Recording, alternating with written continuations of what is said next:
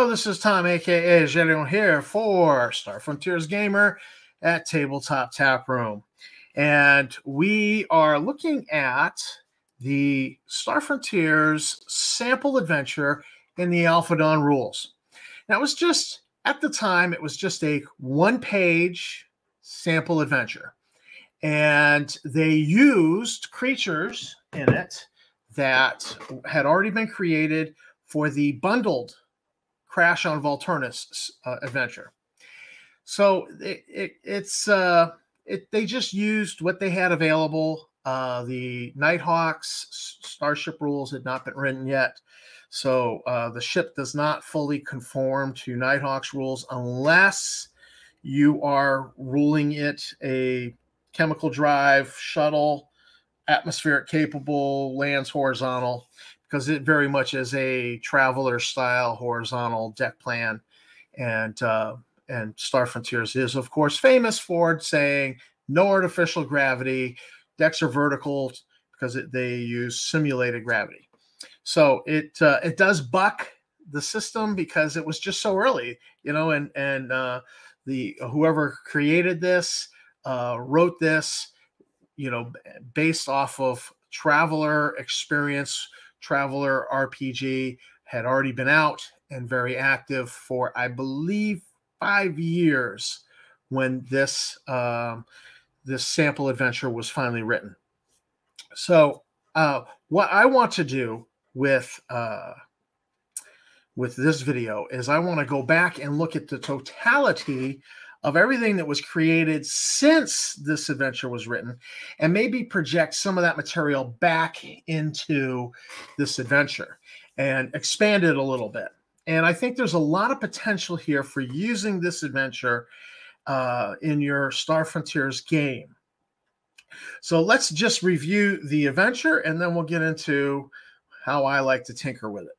So this is my handy little PDF that I've downloaded from DriveThru, and you know, honestly, if you're working from an old copy of the game and it's battered and beaten up, there's just I have more enjoyment from the fact of having hardcover editions that I got from DriveThru, and I just went ahead and got them with the PDF so I could have the PDF. Open on my phone, open on a tablet, open on the computer. It's you know, so this is my PDF from DriveThru, and you can see here it is a one-page sample adventure. Before you get into the Game Master section about non-player characters, and the sample adventure, the mission is a ship has been missing for several days. It is believed to have crashed into the planet. They don't specify.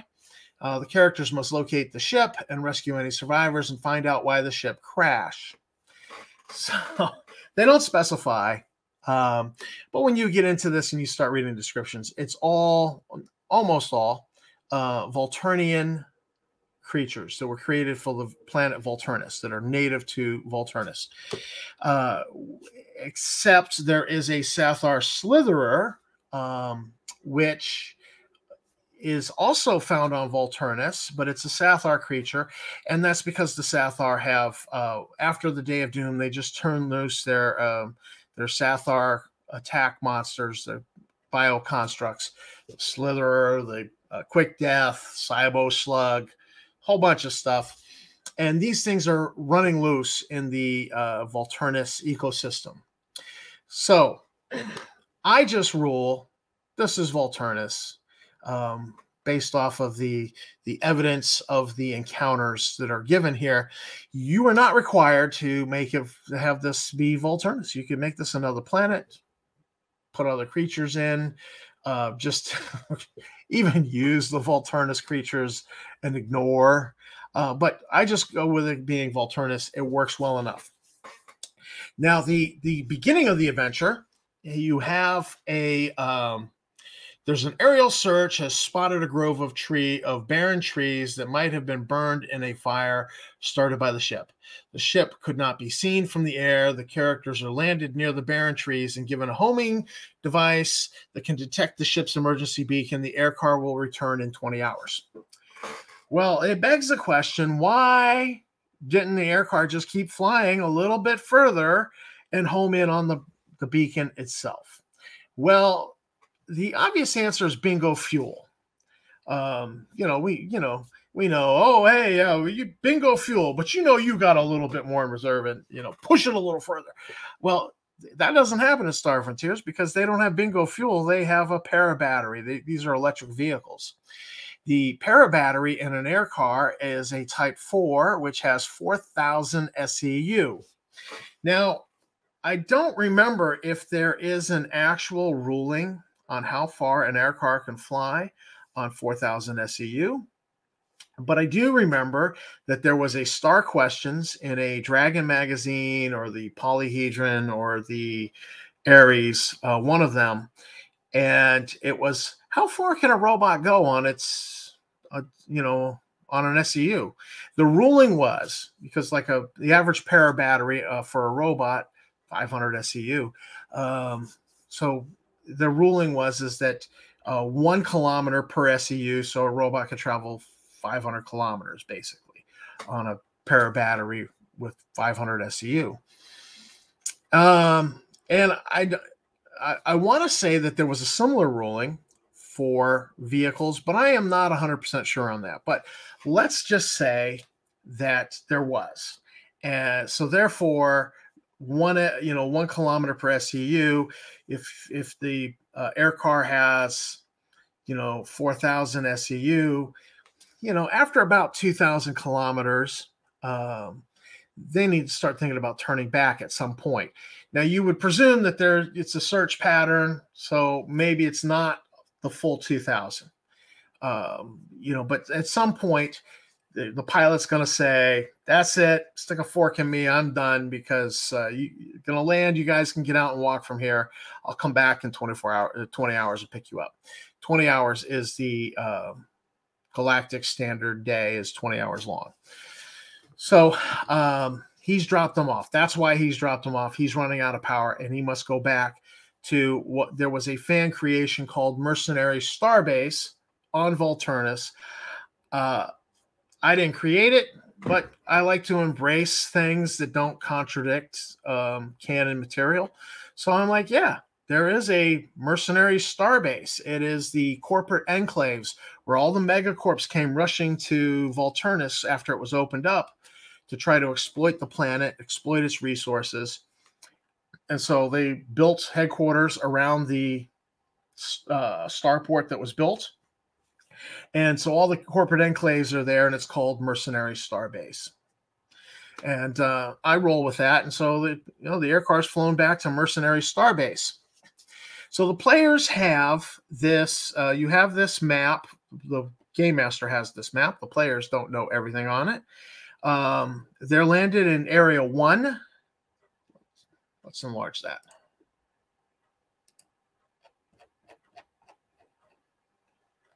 Let's shrink that.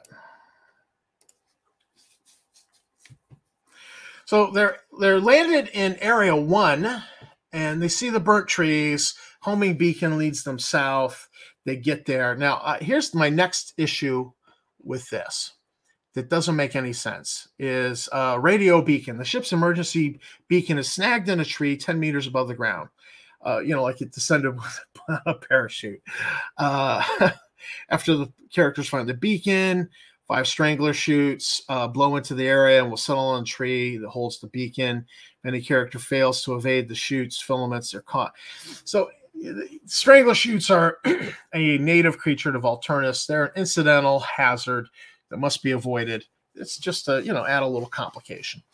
Now, why is the radio beacon here? The ship didn't completely break up. Why would you eject the radio beacons so that people would be led there instead of to your crash site? And here's how I handle that. And I handle that in this way for a number of reasons that will become evident in a minute. One, escape pods have a homing beacon to lead rescuers to them. So I rule this is an escape pod. And so the escape pod, sent it by parachute, snagged in the tree. I could just, put it on the ground, and the strangler chutes are just a hazard you must avoid. So I do it as an escape pod, but it's an empty escape pod. Nobody was in it. Nobody was in it, and it ejected in the last few minutes of flight because there was a short in its ejection system from the bomb that we later learn was on board, and the bomb exploded. And so this becomes a chance for the player characters to get a clue about what happened, and that there's a piece of shrapnel that has penetrated through the skin, and it has short-circuited the ejection circuits, and it ejected on its own in the last few minutes of flight. Now, and I'm going to tie this into another detail, in these encounters here in a minute. So that's, boom, one clue. And they're like, oh, we can't find the ship. The ship's emergent. What happened to the ship's homing beacon? It got destroyed during the crash. Because when you look at this map here, you see we got all this damage up here to the front of the ship. So I just rule the beacon was destroyed as it ground in, and it plowed this furrow into this hill. But the ship is mostly intact. So this location 2 is not the ship's emergency beacon.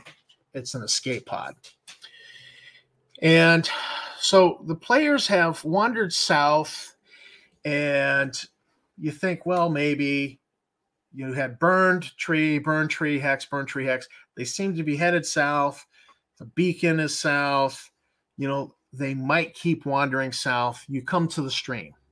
The stream becomes a means of redirection, because in the stream you observe oil slick on the surface of the stream. And so that would lead you upstream. Going upstream leads you to the marsh, which leads you to the encounter with the Sathar Slitherer. Logically, after you deal with fighting this Sathar construct in the marsh, you would continue to track the oil through the marsh to the stream that feeds into the marsh, and then follow that all the way to the ship. But you might sidetrack to location 5, because while you're at location 4, you can see Volturnian winged rippers, which is the Volturnus analog to vultures. They're like a cross between a vulture and a pterodactyl, kind of.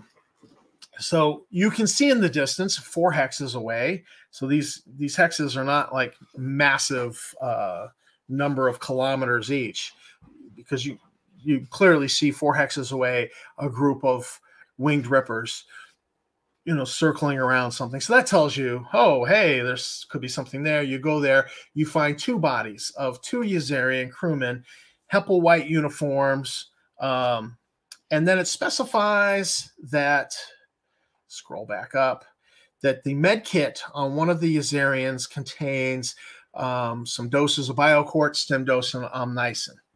Well, that's a pretty light med kit. There's an awful lot in the med kit. And, there's no reason why some of the non-consumable items wouldn't be in there. You can hand wave that a lot of the consumables have just been used up and not replaced. Fine. Maybe the freeze field's not in there, but the sonic, so you should be able to loot this for a little bit more. Sonic scalpel, hypo spray, a few other items out of there. Maybe even some specialized medical stuff that appeared in the Star Frontiersman or the Frontier Explorer. You might want to introduce, some unusual medical equipment that it appeared in one of those. You could introduce that here through looting the bodies.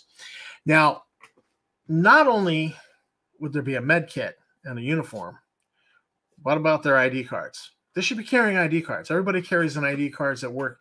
That's mostly how you access credits in the Frontier. It's through your ID card. So their ID cards would be on them, Everflame in the pocket. Maybe one of them smokes cigars. I don't know. There should be other equipment on them. and that could be looted. Maybe an empty weapon. You know, they died out here. Something killed them. They obviously walked away from the crash. So there should be some other loot in their pockets, and I would certainly do that as a game master. And again, back to our map. So players might have sidetracked and found the bodies, but their only clue now is still the oil. So they follow the oil back up to location 6, which is the wrecked ship. Now, the reason why I make an issue about the ID cards is, where are we here? Entry lock. The outer airlock is blown, and presumably they pulled the handle that did the explosive bolts and blew the door off. So the outer door to the airlock is completely blown from the ship. The inner door to the ship is locked. And when you mess around with it, you get a recording. Only authorized Hepplewhite Inc. employees are allowed past this point. Please enter your security code. This is why I specify the ID cards, because I think the ID cards should make it easier for you to enter the ship. You got the ID card, maybe you can just swipe it. Maybe you have to swipe it and punch a pin. I don't know. But I tend to think that having the ID card gets you a much faster access to the ship, and it makes it easier to get in. So that's one of the reasons why I specified the ID cards. Now, you quickly, as you begin to explore the ship, you presumably would go to the cockpit first. You find the flight record here, and there's a recording. You hear the relevant recording from the emergency in-flight. There's been an explosion. Deirdre's dead. I'm sealing off the engine compartment. Has anyone seen Rennie? That clues you in that there's somebody named Rennie on board. And Rennie's not the names that was of the dead people. Rennie is actually a kid. Rennie's their kid. And so that's why I go with the escape pod, the empty escape pod. Rennie is trapped in the wheel well of the ship and can't get out, must be rescued, as per the sample adventure. The 2 Ysarians, why didn't they go find their kid? Well, they did a quick search of the ship. They didn't hear him crying in the wheel well, which is how the player characters find him. Maybe because he was passed out, he was knocked out, his head banged up a little bit. And they did know that the escape pod had been jettisoned in the last few seconds of flight. So they have left the ship to go look for the kid, because that's going to be their priority. They're going to be like, screw the cargo. We don't care. We got to go find our kid. So they left the ship looking for Rennie. Rennie's still in the ship. And that's why I do the escape pod for the radio beacon. It makes more sense to me, helps this all hold together. So you search the ship, you find Rennie, you find that there's some kind of a biological specimen called the slime bug. Is it a Volturnus creature? We don't know. Is it some medical biological experiment? We don't know. It's just this weird slime bug. It's like a space cockroach. It's flat. It's got claws. It's got sharp claws. So it's, you think slime, you think something worm-like, snail-like, but this clearly has structure to it. So I drew it as when I drew it as a space cockroach cricket with slime all over it. My drawing wasn't that good. But the one other takeaway from what's here, printed here in the sample adventure, is Hepplewhite Inc. It's not a megacorp. It's incorporated, but it's not a megacorp. But I think it's a very small company.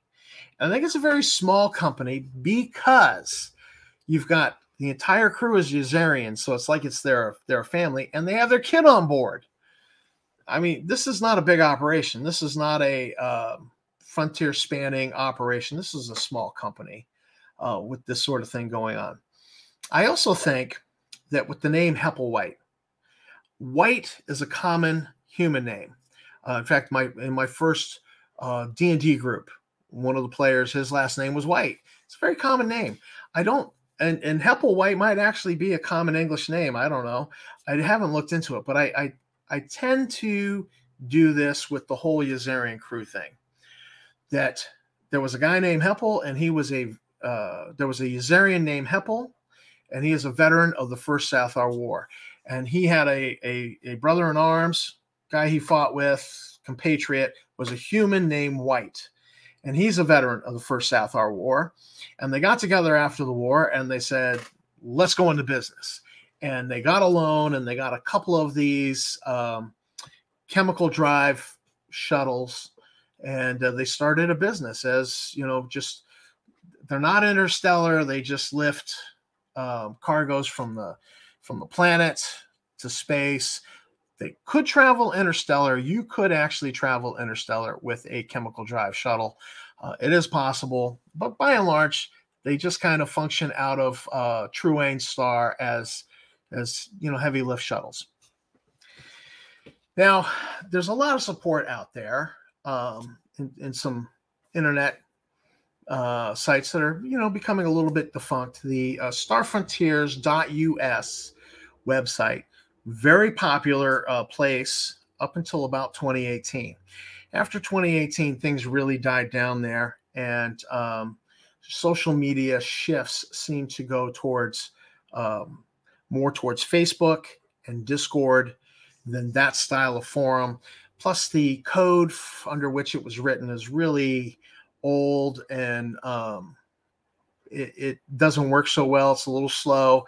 There are complaints. The site has its problems. I know that. But if you wander on over there and you find the Hepplewhite project, there's forums, but then there are projects. And these separate projects are a great way to organize and just work on a very specialized topic. So the Hepplewhite crash was one. It was started by Jackson, and I posted there quite a bit. Looking at that map deck plan of that ship, I thought that ship matched this Star Frontiers miniature that was produced by TSR back in the day. So I thought it matched that, and I like that a lot. And so I actually drew, this is my sketch. It's not great,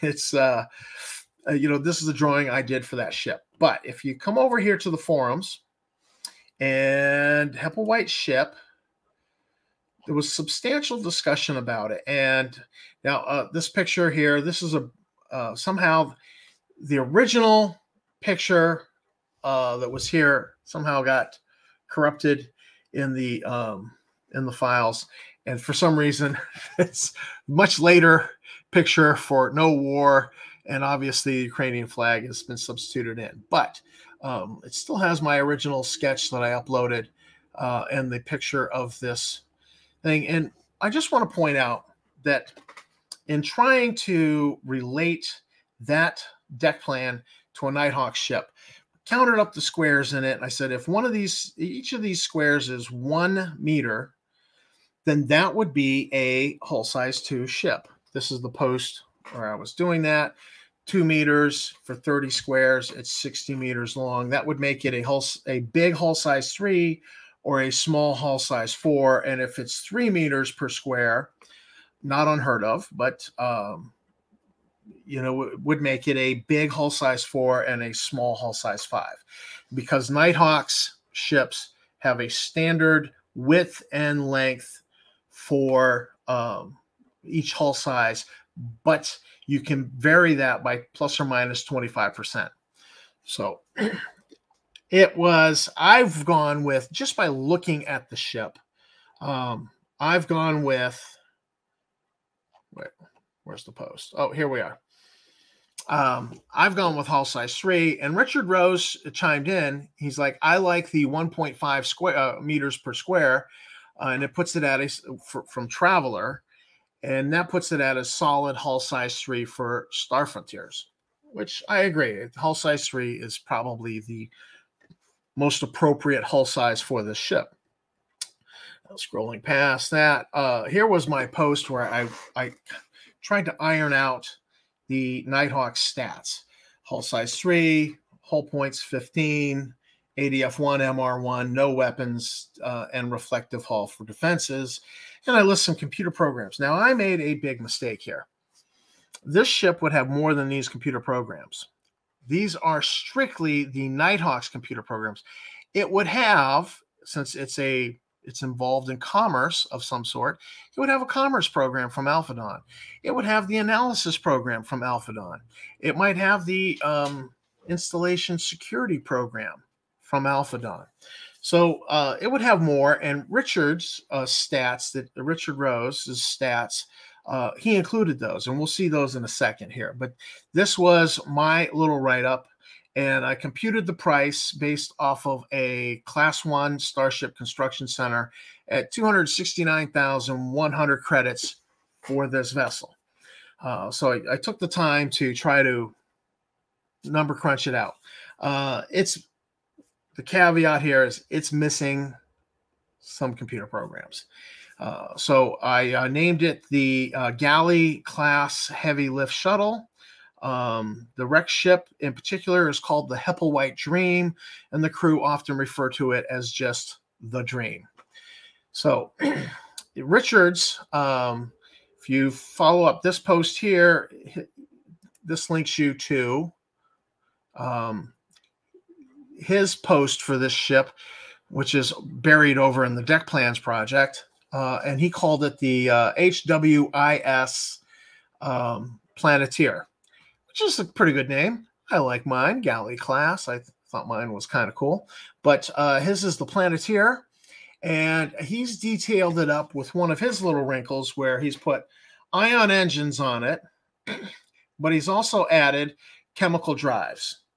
And so this is a rules modification that he's made that moves away from canon Nighthawks. But I like his ship nonetheless for an interplanetary version of this, where it's got the ion drives for making jump and maybe the chemical drives for landing on the planet. I think that's a bit problematic to have both, but I don't mind having an ion-powered version of this ship. Except ion-powered ships don't normally land on planets. They're long nacelles with this. It's problematic, although it is, aerodynamic. I don't know. You could make your own choice on that. I definitely like his list of computer programs better than my own. So it's possible, but I also think it's possible, and Richard certainly has argued for this in other places in the forums, that there's no reason chemical drive ships can't make an interstellar journey. They just keep accelerating at 180 F until they get to that speed of 180 and, make the jump. So there's no reason why it can't, providing, maybe an external fuel tank or some sort. But certainly there are some statted out ships. You have the deck plan. I've done a sketch that's not fantastic, but it's not that bad either. That is projecting Nighthawk stats back into this adventure. And what would I do with this? Well, where do you start this adventure? The history, we know quite a bit of the history involving Volturnus, because you have the bundled adventure, which was Crash on Volturnus, Volturnus Planet of Mystery, Starspawn of Volturnus, that 3-module campaign arc, which ends with a battle to save the planet. There's a battle on the planet. There's a battle in space when a UPF battle fleet gets summoned, and they show up and they drive the Sathar out. So I think you have to figure out when you're going to place this in. You could place it and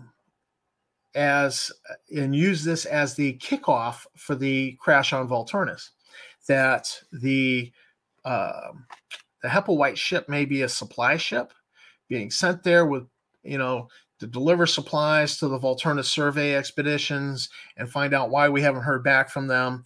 And, then the bomb blows up. So then the bomb on board the Hepplewhite ship would have been placed there by the Star Devil pirates going, hey, we can't have anybody come poking and looking for the survey expeditions and find out about our little pirate mining operation on Volturnus. So you can place it there as an alternate kickoff if you don't like the start that's written into the media res start that's written into Crash on Volturnus, and kick it off with this whole Hepplewhite. Put the player characters on the Hepplewhite ship. They're part of that whole crash scene. Maybe they take to a lifeboat, and now they're going back and trying to find the ship, trying to find any other survivors. The only survivors, Rennie. Now they got to locate the survey expeditions, what happened to them, and solve this whole mystery of what's going on Volturnus. So it could be an alternate start. It could be the epilogue to the Volturnus adventure, and after the successful conclusion of the Volturnus adventure, and the UPF battle fleet has come and descended in orbit, you're going to have shuttles going back and forth between the planet's surface and space. And this could just be one of the shuttles that's being used for that, and it crashed. And they're like, hey, we need some people. You guys know an awful lot about Volturnus because you've been here and you've been traveling around, and we need you to go look for the crashed ship. So you could use this as a little extra bonus adventure after the 3-module campaign. Setting it, there's an implication because the air car's got to drop them off and it's going to come back 24 hours later. There's an implication that it really is set after the Volturnus adventure. During that time where there's the presumed mercenary starbase, corporate enclaves, and a starport has been built for the exploitation of the planet. And that's generally viewed as being separate from the city of Volkos, which no doubt it's the capital for the Yenora. The Yenora are going to try to rebuild their capital after the fact, especially if you've gone with the egg ship, finding of the egg ship with the 10,000 Yenora eggs in hibernation, ending to the star spawn of Volturnus. So the Yenora will be there. So this time period, and during this time period, there is the existence from a Dragon Magazine article or Polyhedron or Ares Magazine article with a Nighthawk scenario that details a Pangalactic Corporation space station orbiting Volturnus. Now, that Nighthawk scenario has, I think, Zurikor were coming in to attack Volturnus. And so it's a battle with some UPF ships, some Pangalactic privateers, and the space station. Now, the space station appears no place else in the canon setting. When you get to the Nighthawk's astrographic catalog, there is no satellite. There's no space station listed as orbiting Volturnus. So I generally rule that the outcome of that battle is that the Zurikor managed to destroy the Pangalactic space station that is here. And so that's how I handle that. But there's that time period where you have a starport on the planet with corporate enclaves, the corporate outfits building their little enclave, fence it off, wall it off, whatever, security conscious. And but there's a working starport. You have a space station for a period of time in orbit. And I think this is a good time period for setting this adventure. It certainly matches the whole air car dropping off the player characters. There would be, during this time period, a UPF governor, as per the timeline, and other Alpha Dawn, other module posts suggest a governor being established on Volturnus, and not just the Zebulon's Guide timeline. But so you would have that. So these are the basic time periods, either pre-Volturnus campaign, post-Volturnus immediately post-Volturnus campaign, or in that time period, the age of adventure, Volturnus has opened up. The megacorps are trying to exploit it, and so those would be your primary time periods. What agency is dispatching the player characters? That's an important question. I think it affects the adventure, and so if it's pre-Volturnus campaign, it's the government of Pale that's sending the supplies to resupply their missing survey expeditions and to find out what's going on. Hey, how come you haven't checked in? So it'd be the government of Pale has detailed the player characters and the Hepplewhite shuttle. It could be if it's after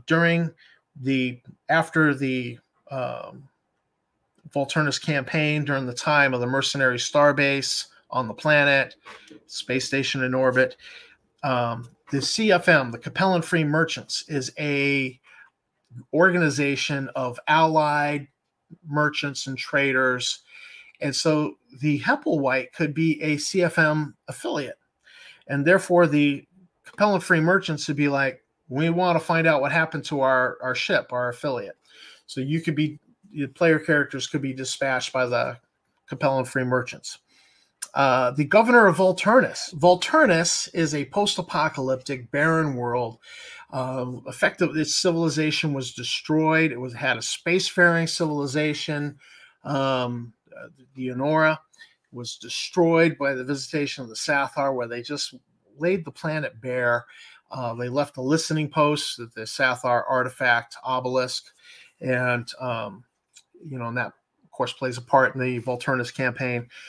And the Enora were reduced to something like, 1, 2, or 300 individuals left.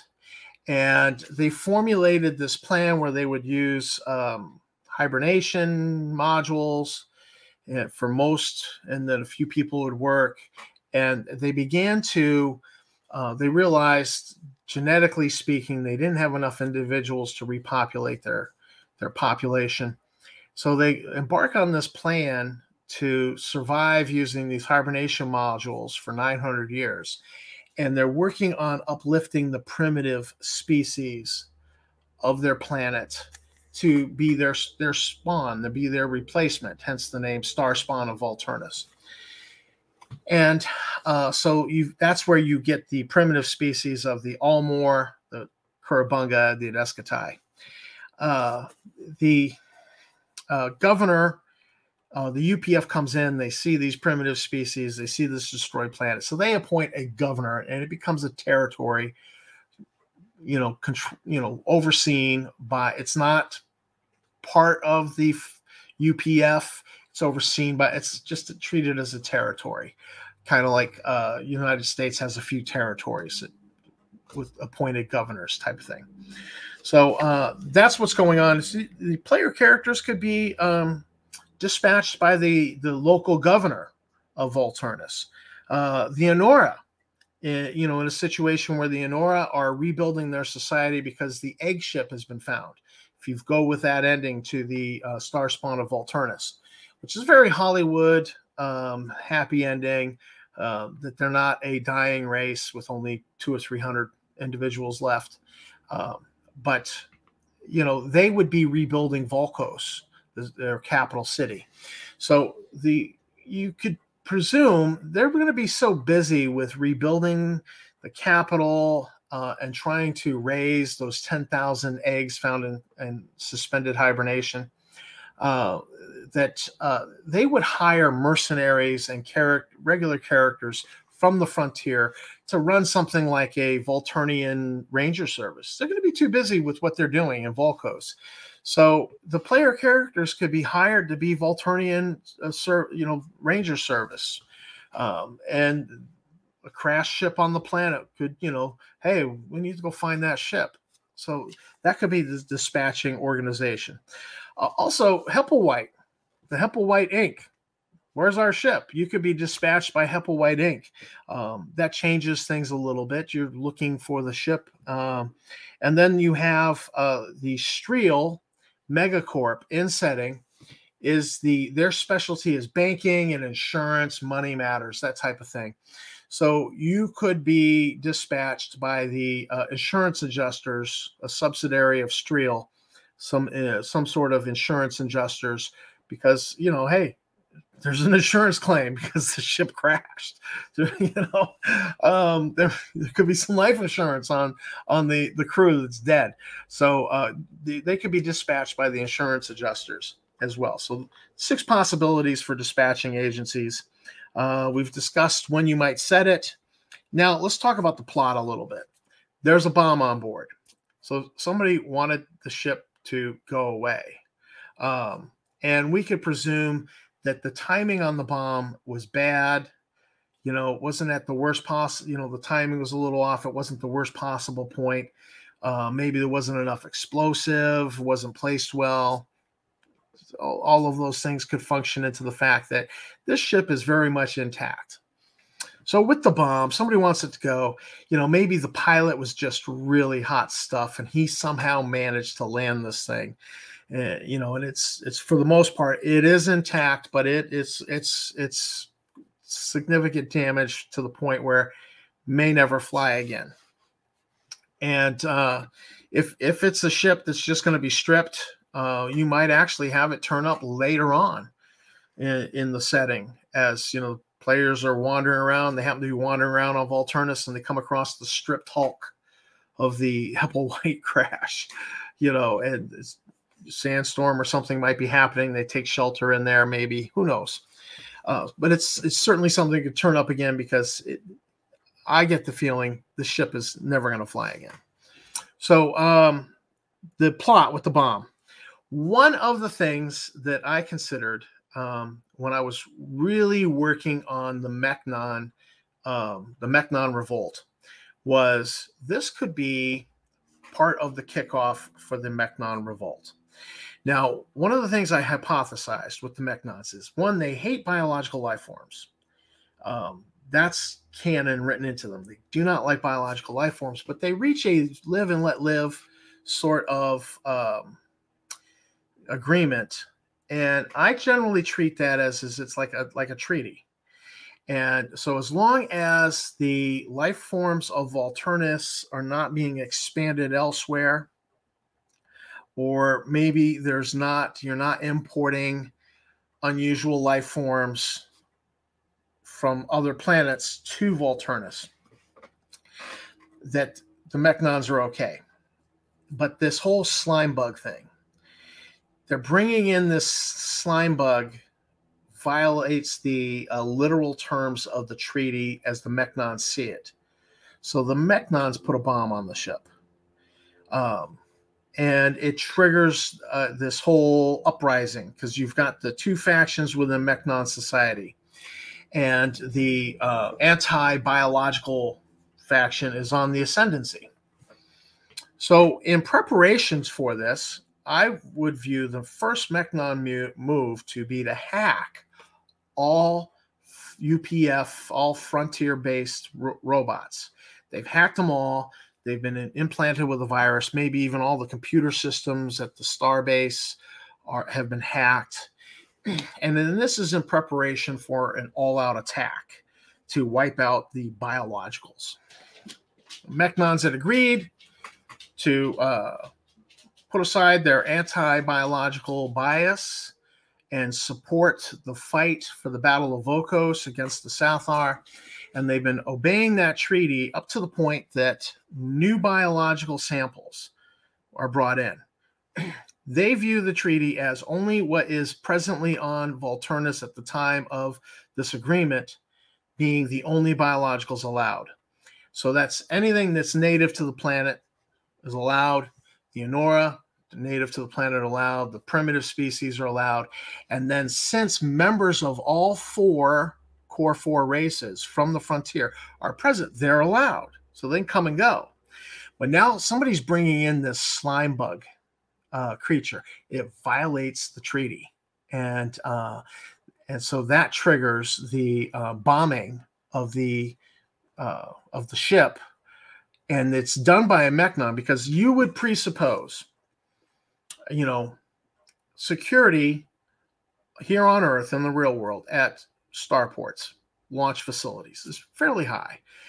And even though security in the frontier at starports is probably much more lax than it is here in the real world, because spaceflight's so much more commonplace, somebody would notice a Mechnon hanging around the shuttle loading area.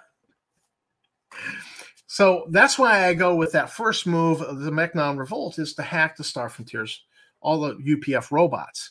And that the bomb was placed by a UPF robot, and the robot's not an expert in bombing, so it doesn't place the bomb in a good place that would ensure the total destruction of the ship. It just damages the ship and forces a crash landing. And this was not a planned first move of the Mechnon revolt. It just becomes an accidental trigger.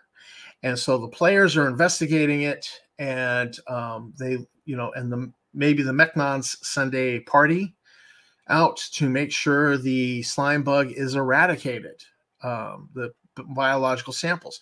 Maybe the player characters have been dispatched by a corporation that wants recovery of the slime bug because it's an important biological sample from a bioengineering program.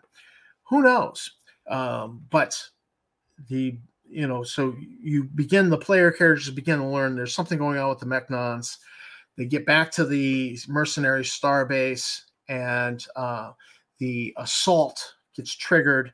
So you have all of the security forces are fighting to survive. The player characters, everybody puts aside all their differences and they work together against the Mechnon assault, which begins with all of the UPF robots attacking. And so the player characters and the surviving security forces might be like, we need to get to Volkos. It's much more defendable. And this leads to a big battle royale finale. I played in a game that was the Mechnon Uprising, and we were defending Volkos, and you had all the corporate security forces helping, and we were working for the Inora. And so the game was actually based off the Boxer Rebellion, where you had the 5 nations, the U.S., Great Britain, Russia, Japan, and Italy had their little enclaves in Peking. And so the game master actually based his battle for Volkos there in the Mechnon Uprising off of the movie 55 Days to Peking, which, was kind of fun. It was a fun adventure. And, so you can have a whole Mechnon cycle here of the Mechnon revolt. And the resolution of that revolt eventually leads to the establishment of the planet Meccano, and the Mechnons moving the bulk of their civilization off of Alternus to the planet or the system Meccano in the setting. And so that's an interesting plot. Another one could be a mentalism angle, where I like to hand wave that Rennie, the Yazarian kid, I generally make him very young, but I give him first level thrown weapons, and he's got the Zamra, so he can be somebody who accompanies the party, kind of a short round, Dr. Jones, Indiana Jones and the Temple of Doom, short round character. And he might become a long-term NPC adopted by the party after this, but he has mentalism powers from Zebulon's Guide. And within Zebulon's Guide, there are 2 cadres that are concerned with mentalism. They're called the Free Thinkers and the Clear Thinkers. Now, one of them supports and protects mentalists, and the other one's about hunting mentalists. And I forget which is which, but you look it up. It's right there. And both of them would be in play. The one that hates mentalists and hunts mentalists is the one that planted the bomb. And later on, the one that supports, helps, and hides mentalists would come in and become a resource to help the player characters in their mission to protect Rennie. So Rennie, and then Rennie would have become a mentalist. I like to do an Ulmor angle where he participated in that Ulmor ceremony during the Great Conjunction, when all the planets align and the Ulmor invite the player characters in Crash on Volturnus to participate in that ceremony. Rennie participated in some sort of mystical Ulmor ceremony because the Ulmors are touch telepaths. And somehow this triggered something in his brain that unlocked mentalism powers. And so now he's got emergent powers. And, that becomes, you begin to have this whole mentalism element campaign going on. And it might be that the family of one, their inquisitors, are looking to capture Rennie and use him as indoctrinate him and use him as thought police for them in the future, to find these dissidents who think bad thoughts against the family of one, because family of one's very fascist-like in their control. So that would be a definite plot line with the. But I definitely like the Ulmor angle being the way I open up mentalism.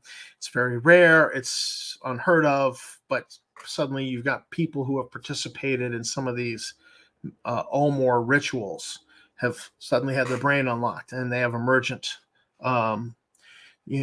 psionic powers, and that's how I've written them into the setting. And then, of course, that could eventually lead to like an establishment of something like the Jedi Knights, but you call it the Volturnian Knights or the Knights of Volturnus, whatever you want to do with your setting. There could be a Godco angle for this plot, because just noticing the fact that you had an all Yazarian crew, they're all family. You would think that they might be, their things are relaxed because they have their kid on board. So why are they wearing uniforms? It could be required. It's not that unusual, but if you go back to the setting and you look at the planet Hence, which is run by the family of one, everybody on the planet wears a uniform, and the uniform denotes your job, your occupation, and your social standing. And so just lifting the whole uniform thing and the slime bug, there could be a Godco connection. Godco is controlled by the family of one, so everybody who works for Godco would have a uniform, denotes your occupation, your social standing, your place in the greater scheme of things. And so maybe that's what's going on with these Hepplewhite employees. Maybe Hepplewhite's some sort of subsidy of Godco, or they're just working by contract for Godco. And, and the slime bug is something that Godco was messing around with, because they're into terraforming. So I don't know. But you can have a whole Godco angle. And then similar to that, I envisioned a company called Biogen. Biogen had a CEO who was a Sathar agent, and he has an actual Sathar handler. And Biogen was experimenting with illegal Sathar technology. Remember, the Sathar are able to do bioengineered attack monsters and radically change creatures to suit their own whim.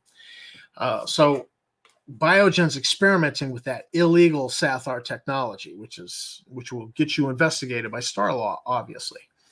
And they've been experimenting with the rat, the Terran rat, and that's how the Vim came about. The Vim player character race that is in the early Star Frontiersmen.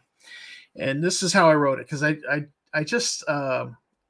am not a fan of anthropomorphic animals, kitty cats and dogs in space.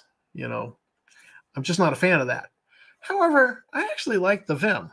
So, go figure. My hypocrisy knows no bounds, right? So this was how I wrote the Vim into my setting and allowed for the Vim in my version of Star Frontiers.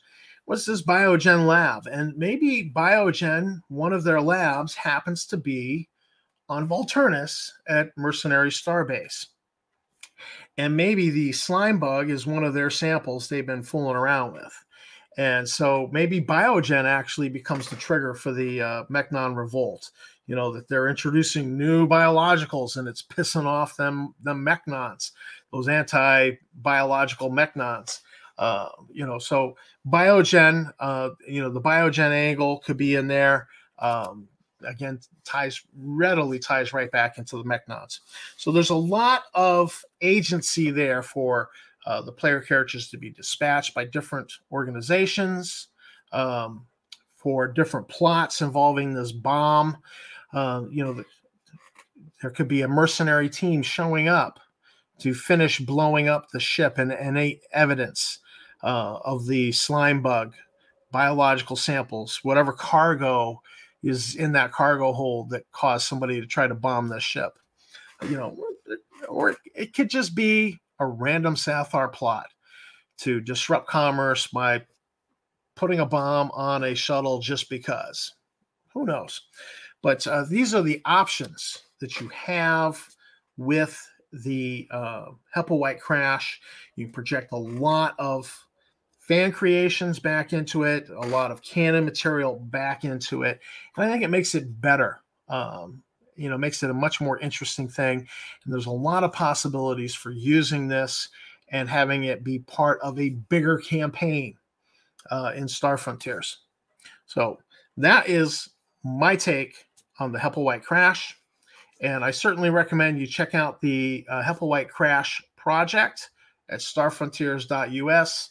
Yeah, I know the site's clunky. It's slow. You know, and as you saw, there was some of those pictures became, you know, somehow got changed to the Ukrainian flag. I don't know what happened with that. It just is.